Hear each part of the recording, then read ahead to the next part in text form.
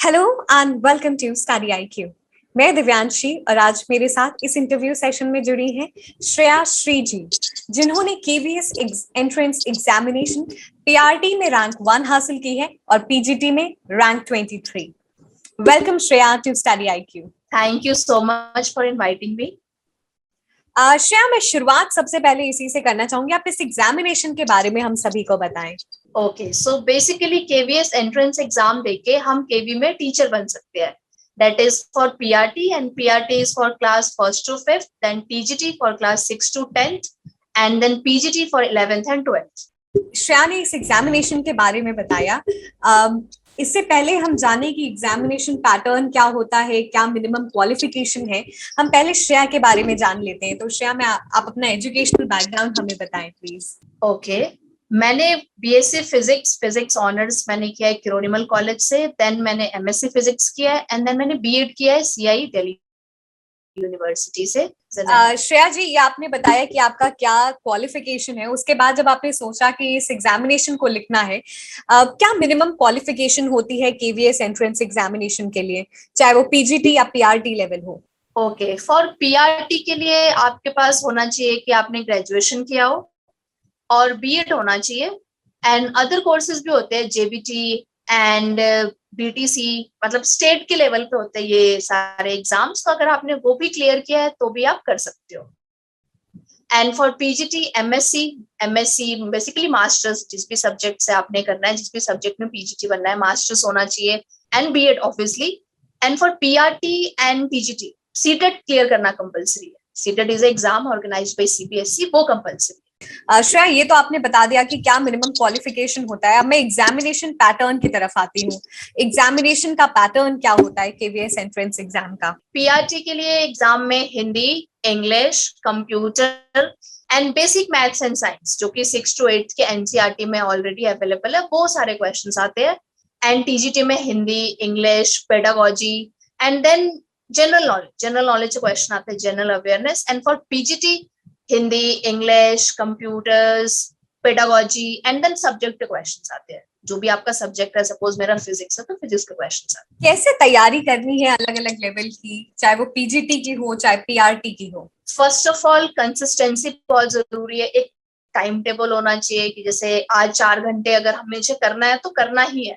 First of all consistency अगर है तो आप तैयारी कर सकते हो। एंड देन सिलेबस, जो भी सिलेबस पीआरटी का है, जो हमारा नोटिफिकेशन आता है केवीएस का, उसमें सारी डिटेल्स होती है, तो सिलेबस आप कवर कर सकते हो एनसीईआरटी बुक से। और PRT NCERT books are more than enough.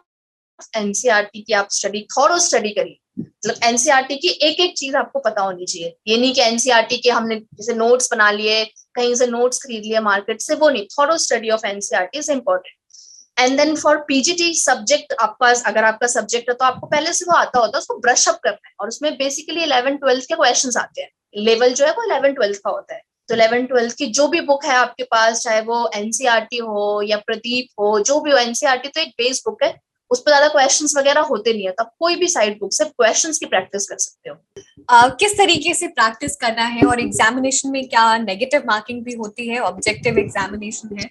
नहीं, ऑब्जेक्टिव एग्जाम है, सब्जेक्टिव क्वेश्चंस नहीं आते। ऑब्जेक्टिव ही एग्जाम है बट नेगेटिव मार्किंग नहीं होती। केवीएस एंट्रेंस एग्जाम में नेगेटिव मार्किंग। अगर नेगेटिव मार्किंग नहीं है तो कंपटीशन बहुत है, और बहुत ही एस्पिरेशनल एग्जामिनेशन भी है। जितने भी इंडिया में लोग हैं जो टीचर बनना एस्पायर करते हैं, वो सभी इस एग्जामिनेशन में बैठते हैं। तो किन खास बातों का ध्यान रखना है ताकि आप और लोगों से अलग हों और फाइनल लिस्ट में अपनी जगह बना पाए? First of all mock papers करिए। मॉक पेपर्स ऑनलाइन बहुत सारे अवेलेबल है। प्रीवियस ईयर्स क्वेश्चन सॉल्व करिए, उससे कॉन्फिडेंस भी आता है कि हाँ चलो मेरे इतने मार्क्स आ रहे हैं। फिर उसको देखिए कितने मार्क्स बन रहे हैं और फिर प्रिपरेशन करिए आगे। पीजीटी के लिए किन किन रिसोर्सेज का इस्तेमाल करना है, कैसे पढ़ाई करनी है, कैसे समझना है कि एग्जामिनेशन में कौन से क्वेश्चंस आते हैं? पीजीटी के लिए बेसिकली 11th-12th का जो भी सिलेबस है, जो भी सीबीएसई का सिलेबस है, बेसिकली उससे रिलेटेड जितने भी न्यूमेरिकल्स है।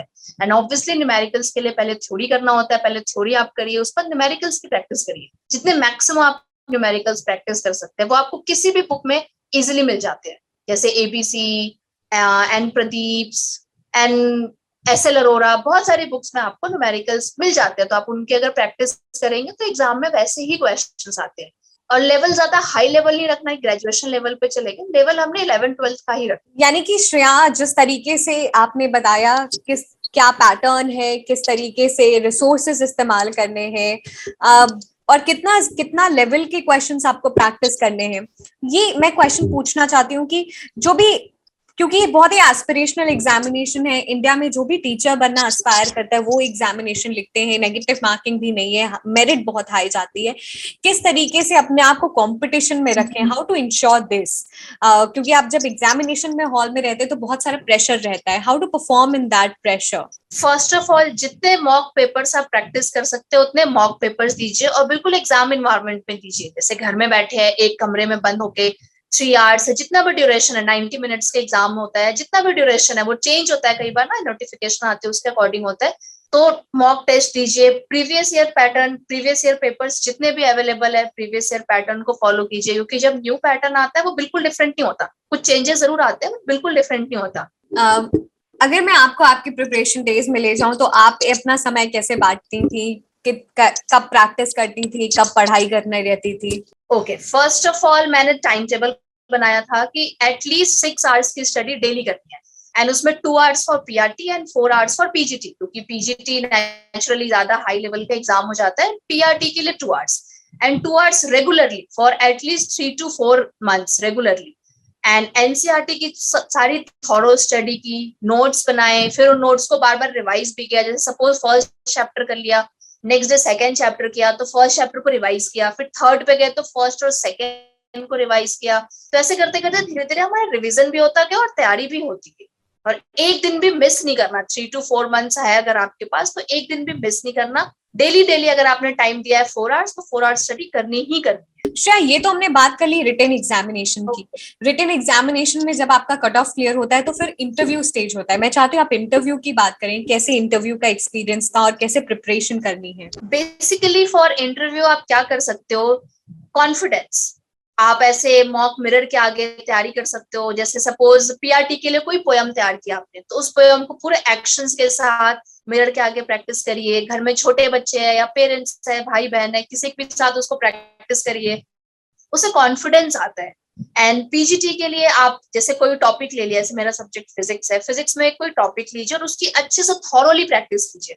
जनरली वो ये कहते हैं कि आप अपने पसंद का टॉपिक करा लीजिए, बट कई बार हो सकता है कि वो आपको टॉपिक दे दे, आपसे पूछ ले कि अच्छा ये आपको अच्छा आता है कि नहीं। तो आप बेसिकली सारे टॉपिक्स की प्रिपरेशन कीजिए, बट 1 या 2 टॉपिक आप ऐसा रखिए जिसकी प्रिपरेशन आपकी बहुत अच्छी हो, क्योंकि वो जैसे आपने क्लास वो उन्होंने आपको बोला कि ये टॉपिक आप कराइए, देन वो आपसे उसमें क्वेश्चंस भी पूछेंगे। तो जरूरी नहीं है कि सारे क्वेश्चंस के आंसर आपको आ जाए। अगर सपोज उन्होंने 10 क्वेश्चंस पूछे, जरूरी नहीं है कि 10 के 10 आप आंसर दे दो, बट एटलीस्ट 7 to 8 क्वेश्चंस तो आपको आने चाहिए। ये नहीं कि आपने 1 या 2 आंसर किया।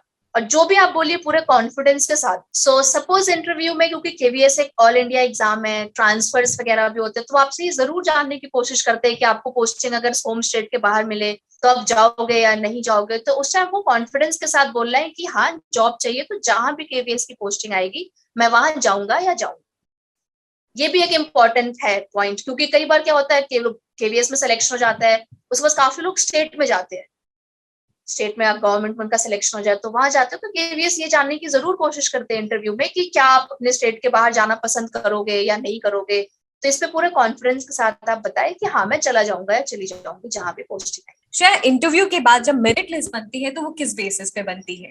जब मेरिट लिस्ट बनती है तो 85% वेटेज होता है रिटन एग्जाम का एंड 15% वेटेज होता है इंटरव्यू का।